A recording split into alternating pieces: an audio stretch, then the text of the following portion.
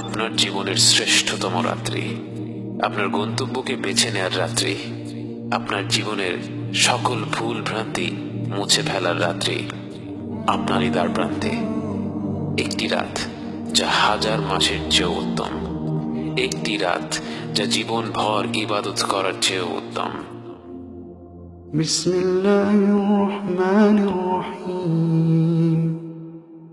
ইন্না আনজালনাহু ফি লাইলাতিল কদর ওয়া মা আদরাকা মা লাইলাতুল কদর লাইলাতুল কদরি খায়রুম মিন আলফি শাহর تنزل الملائكة والروح فيها بإذن ربهم من كل أمر سلام هي حتى مطلع الفجر سلام هي حتى مطلع الفجر।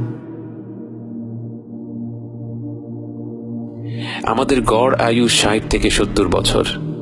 এর মধ্যে 10-15 বছর কেটে যায় শৈশবে, 10 বছর কেটে যায় কর্মস্থলে, আরো 10 বছর ঘুমিয়ে ঘুমিয়ে, 5 বছর যাতায়াত করতে করতে, আরো 10-15 বছর সামাজিকতার বিনোদনে।